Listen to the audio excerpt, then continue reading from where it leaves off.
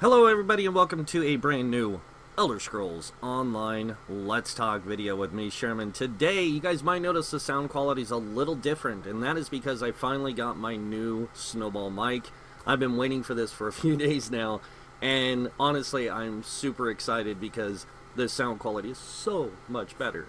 So, what I wanted to talk about today, though, besides getting the new microphone, is to talk to you guys about tanking and why I'm making these tank builds, because a lot of people don't quite understand a lot of the aspects behind a lot of these tank builds because they're not meta. That's exactly it. They're not meta. They're not meant to be meta. See, the meta only offers one variety and option in play styles. And a lot of people want more variety. They want the ability to play with a lot more options. And all I'm doing is creating builds to give people those options of play styles, not only for dungeons, but also to help them get into the trial scene and help them to understand the mechanics of trials. These builds do exactly that. They are not meant to be meta. They are not meant to be for competitive in-game play. They are there literally just for something new to experience. Now, a lot of the builds are really simple. They work just like all the other tanks almost. Well, not entirely, but pretty dang close. And when you give people options, they want those options. See, that's the reason the meta is having so many issues right now and so many people dog the meta, is it's not offering them what they want. It's offering them the only option for the meta. And it's not that the meta is bad. The meta is great. It's just still not the better options. See, I've seen a lot of the options available in this game, dating back to I'll say pre-Maw. So, when Craglorn was introduced, there was a lot of builds that people used back then that they don't use now. Which is kind of weird, because there was tanks for every class. And there was tanks that ran all kinds of different setups. Now, one of the things that happened during the time of Craglorn was the idea that you have to tank with sword and board. Now, yes, main tanks should run sword and board. I'm not saying they shouldn't. A main tank should, because it's the best option. Just like if you off-tank. You don't need a sword and board, but it's a better option to have that, even though you can use other abilities to do the same thing.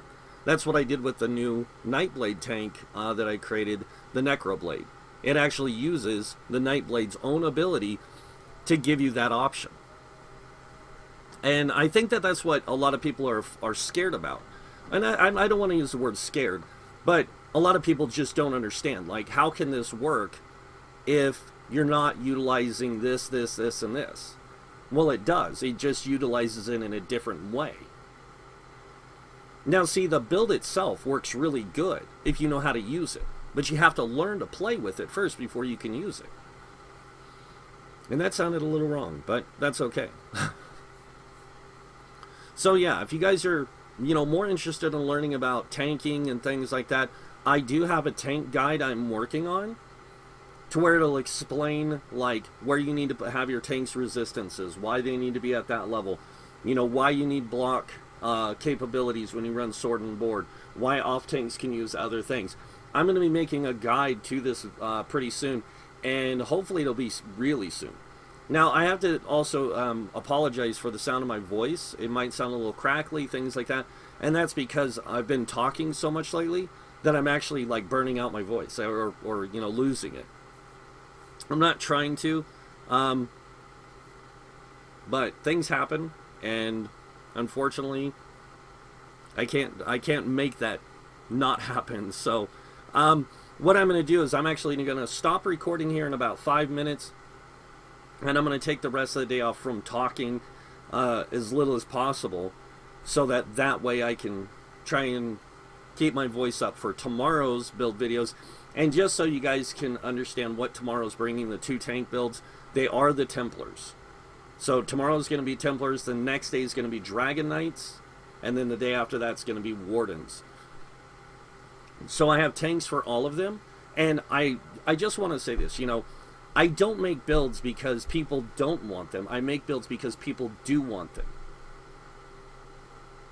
Now, I understand I might not make meta, and I might not play meta, but I don't play for competitive in-game. I don't play for a lot of things that a lot of people do, and that's just by choice. So, yeah.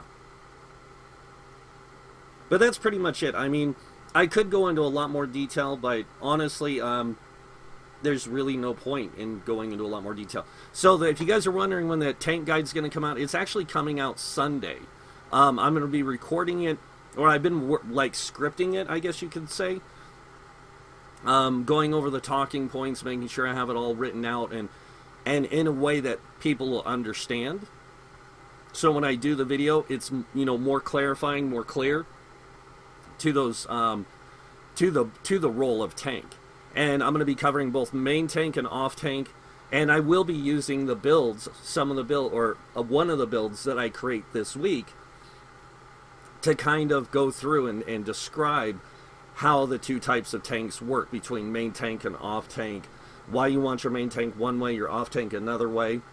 And then I'll be doing this again next week when I do the healer support builds, and then the following week with DPS, and then after that solo play builds. Like I said, I only have 5 solo play builds. I might make more, but it just depends. Right now I've kind of got 5 that I like to play. You know, and that kind of stuff. Now, I am going to tell you guys something. A lot of these builds I don't play. A lot of these builds are just theory crafted ideas that I've tested. And I've tested a lot of this stuff between Morrowind and now. Like in Halls of Fabrication, I tested several tank builds. When the DLC after that came out, the Horns of the Reach, I tested a lot of tank builds. When Clockwork City came out, I tested a lot of tank builds. And I didn't just test tanks. I test healers. I tested some DPS stuff. But again, it's just, these are things that I've been working on for literally like 6 months, some of them. And I've been trying to get them in the right places. You know, I'm trying to make sure that I have the right amount of skill points for these builds to make them work really effectively. And that's kind of why I didn't release a whole bunch of builds last month, is because I knew I didn't have the CP, or not last month, but the last DLC, Clockwork City, was because I knew I didn't have the CLD to make the CP to make them viable and make them as good as they are now. So that's why I waited.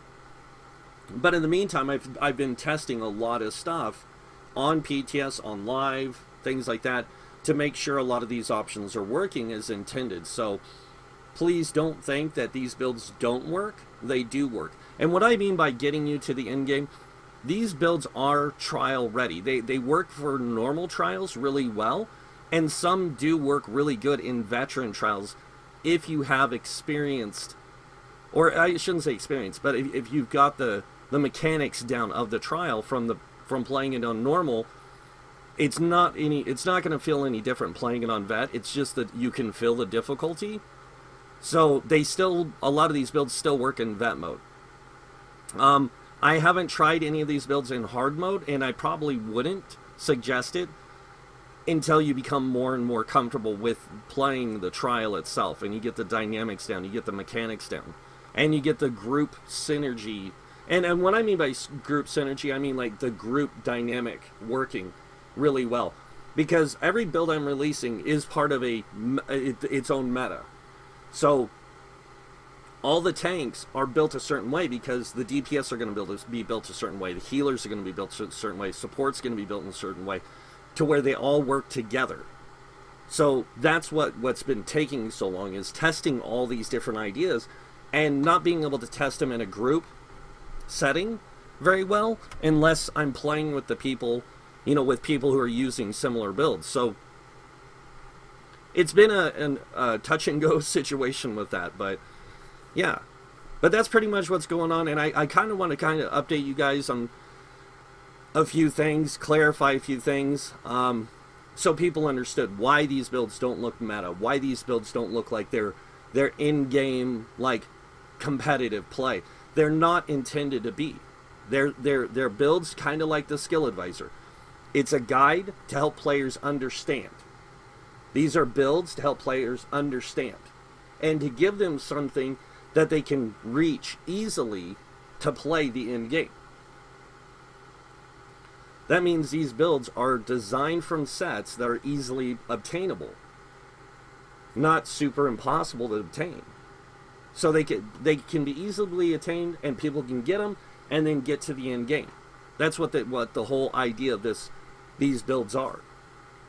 Now, I do plan on releasing my own builds that I play later down the road. But a lot of these builds that I'm working on are a lot of builds I'm going to be playing in the main game. I'm just going to be altering some stuff to them because I don't play the same races that I suggest here. So, just letting you know. But I do really hope you guys like a lot of the builds that I'm releasing. I know that like I said, they're not meta, and I apologize, they're not. But they're just builds to either have fun with, builds to give you just some general idea of what you can do with builds, and showing you how you can combo gear sets to give you the options to play the different roles in different situations. So that's all it is. And that's pretty much it. So I do want to thank all my followers on my channel. You know, you guys, I know I don't know you guys like by name or anything like that. I know a few of you. But I just want to say thank you guys for sticking with me, following me through this, you know, and kind of encouraging me to keep going and keep doing.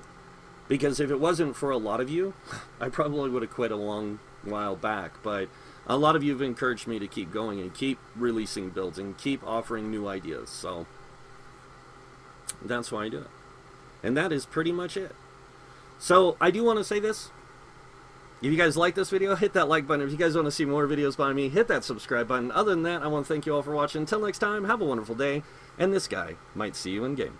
Bye.